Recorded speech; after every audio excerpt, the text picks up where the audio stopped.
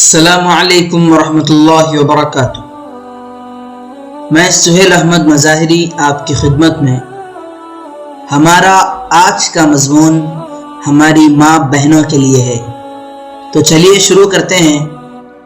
حضرت علی رضی اللہ عنہ فرماتے ہیں کہ میں اور فاطمہ رضی اللہ عنہا حضور اکرم صلی اللہ علیہ وسلم کی خدمت میں حاضر ہوئے تو آپ کو ہم نے روتے ہوئے پایا۔ ہم نے عرض کیا کہ آپ کیوں رو رہے ہیں؟ تو آپ صلی اللہ علیہ وسلم نے فرمایا، میں نے معراج کی رات چند عورتوں کو سخت عذاب میں مبتلا دیکھا تھا، اب وہ منظر یاد آ گیا۔ تو حضرت علی رضی اللہ عنہ نے پوچھا، حضور آپ نے کیا دیکھا تھا؟ تو آپ صلی اللہ علیہ وسلم نے فرمایا کہ میں نے ایک عورت کو دیکھا کہ وہ بالوں سے لٹکائی گئی تھی اور اس کا دماغ کھول رہا تھا، اور میں نے دوسری عورت کو دیکھا جو اپنی زبان سے لٹکی ہوئی تھی اور اس کے ہاتھ پیچھے کی طرف نکلے ہوئے تھے۔ پھر میں نے تیسری عورت کو دیکھا کہ وہ اپنے پستانوں سے لٹکی ہوئی تھی اور اس کے ہاتھ پیچھے بندھے ہوئے تھے اور اس کے حلق میں زقوم کے قطرے ٹپکائے جا رہے تھے۔ پھر میں نے چوتھی عورت کو دیکھا کہ وہ لٹکی ہوئی تھی، اس کے ہاتھ اور پاؤں پیشانی کے قریب بندھے ہوئے تھے اور اس پر سانپ اور بچھو مسلط تھے۔ پھر میں نے پانچویں عورت کو دیکھا جو اپنا ہی جسم کھا رہی تھی اور اس کے نیچے آگ جلائی جا رہی تھی۔ پھر میں نے چھٹی عورت کو دیکھا کہ اس کا جسم آگ کی قینچی سے کاٹا جا رہا تھا۔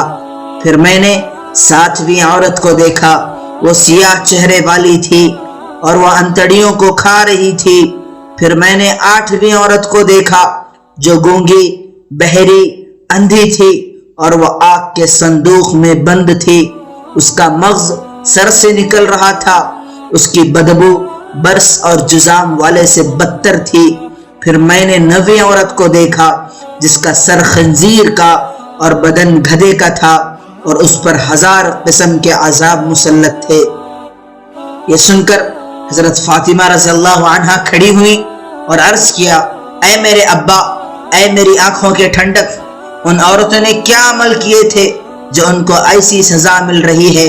تو حضور صلی اللہ علیہ وسلم نے فرمایا، اے فاطمہ، پہلی عورت مردوں سے اپنے سر کے بالوں کو چھپاتی نہ تھی، دوسری عورت اپنے زبان سے خاوند کو ستاتی تھی، اور فرمایا جو عورت بھی اپنے خاوند سے زبان درازی کرے گی اللہ تعالیٰ اس کی زبان کو قیامت کے دن 70 ہاتھ لمبی کر دے گا اور اس کو اس کی گردن کے پیچھے باندھ دے گا۔